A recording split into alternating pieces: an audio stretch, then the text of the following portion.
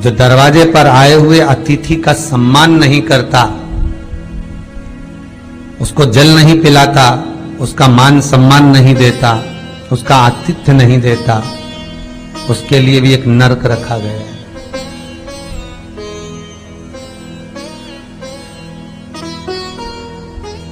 हजारों नरकों में एक नरक वो भी है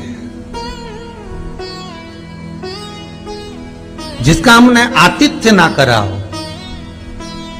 मेरा बहुओं से निवेदन है, सास के रिश्तेदार आए तो आप उनका भी आदर करिए, और आपके रिश्तेदार आए तो आप उनका भी आदर करिए। जेठानी के रिश्तेदार आए तो आप उनका भी आदर करिए, और देवरानी के रिश्तेदार आए तो आप उनका भी आदर करिए। आप किसी न किसी रूप में जो अतिथि आया है वो न जेठ का है, न देवर का है, न वो सास का है, अतिथि घर का है। किसी एक व्यक्ति का अतिथि नहीं है।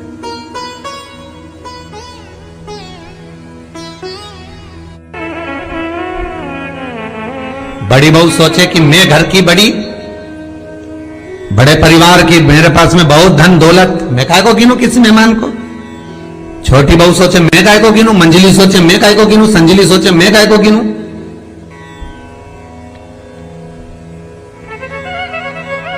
तुम्हारे माँ बाप आए, सास अगर तुम्हारे पिता से, तुम्हारी माता से बात ना करे, देवरानी बात ना करे, जेठानी बात ना करे, तो तुम्हें कैसा लगेगा कि तुम्हारे माँ बाप आए और किसी ने सम्मान नहीं करा। उसी तरह सास के रिश्तेदार आए, तुम सम्मान नहीं करोगी तो उसको कैसा लगेगा। फिर तुम्हारे घर के आए, वो सम्मान ना करे तो तुम्हें कैसा लगेगा। आतिथ्य, घर में कोई भी आए वो सबके लिए। दूसरा क्रम बताएगा, घर के दरवाजे पर जो तुलसी का पौधा होता है, जीवन में सबसे पहले अगर दुख आता है, तकलीफ आती है, कष्ट आता है, बीमारी आती है, रोग आता है, कोई बड़ा घटना घटने वाली होती है, कोई बड़ा कष्ट आने वाला होता है,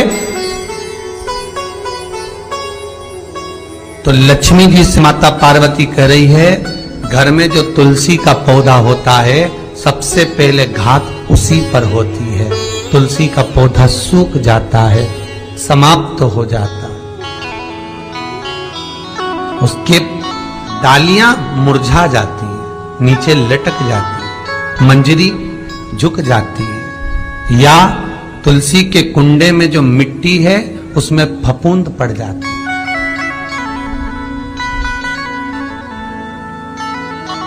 कितना सुंदर बात कही है महाराज।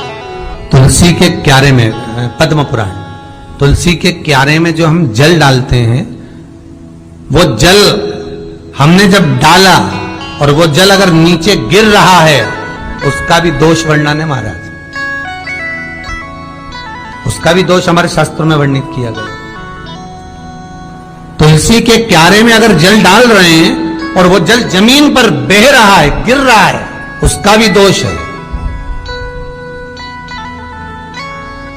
तुलसी के क्यारे में उतना ही जल दिया जाए जितनी मिट्टी सोख ले, 2-4 8 बूंद पानी गिरे चल जाएगा। तुलसी के क्यारे में छिद्र रहता है, बूंद बूंद पानी टपक जाए वो चल जाएगा। पर तुमने तुलसी के क्यारे में जो जल भरा, लोटा भर भर के डाल दिया, और ऊपर से जो जल कुंडा भरा कर उलीच में से, अर्थात भराने के बाद जो नीचे गिर रहा है, वो दोषपूर्ण है महाराज, उसकी दोष था।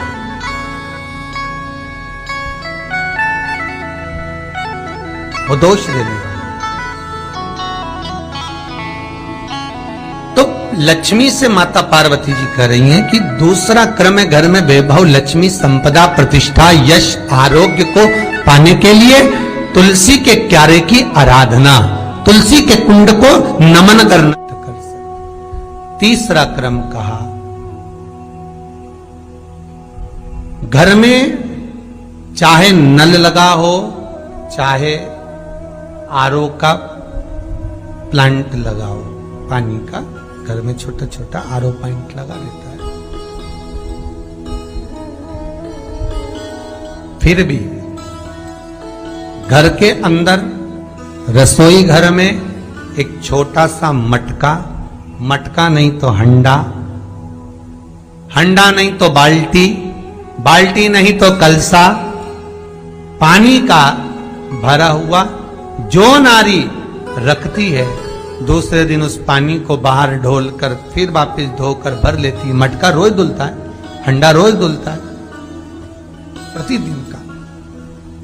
जितना जल उस पात्र में रहता है, भरता है, ऐसे ही घर में संपदा भरती। 3 क्रम भरता।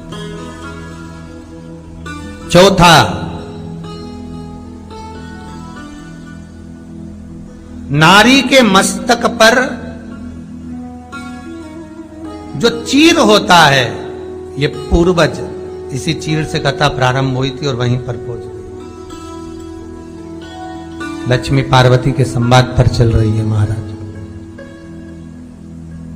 मस्तक पर जो चीर होता है, मस्तक पर जो वस्त्र होता है, वो वस्त्र पूर्वजों का, पितरों का, कुल देवी देवताओं का आशीर्वाद होता है।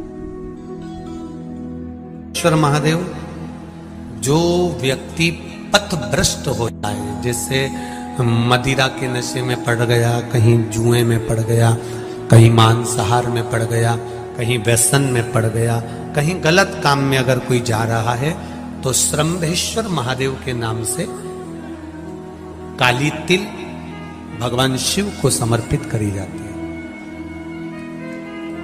महाराज काली तिल को वापस उठा कर ले आते हैं।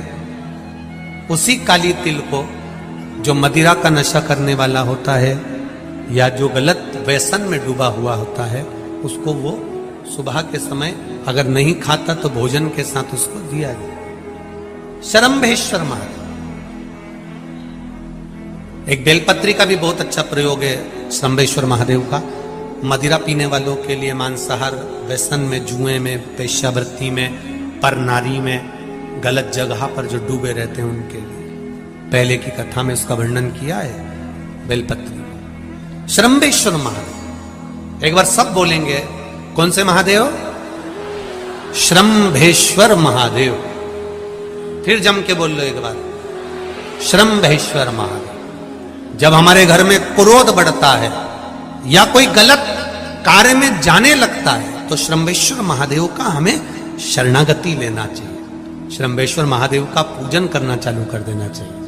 कई लोग कहते महाराज जी, श्रम्भेश्वर महादेव का मंदिर कहाँ मिलेगा, हम कहाँ पूजन करने जाए? कहीं नहीं जाना, तुम्हारे घर के पास में जो शंकर जी का मंदिर है वहीं जाओ, उसी देवालय में, उसी मंदिर में जाओ। श्रम्भेश्वर महादेव के नाम से जल चढ़ाना प्रारंभ करेंगे। वो जल जो गलत संगत में पड़ा हुआ है उसका आचमन कराना प्रारंभ करेंगे। अपने आप उसकी धीरे धीरे बुद्धि सुधरना प्रारंभ हो जाएगी। ऐसा श्रम्भेश्वर महादेव का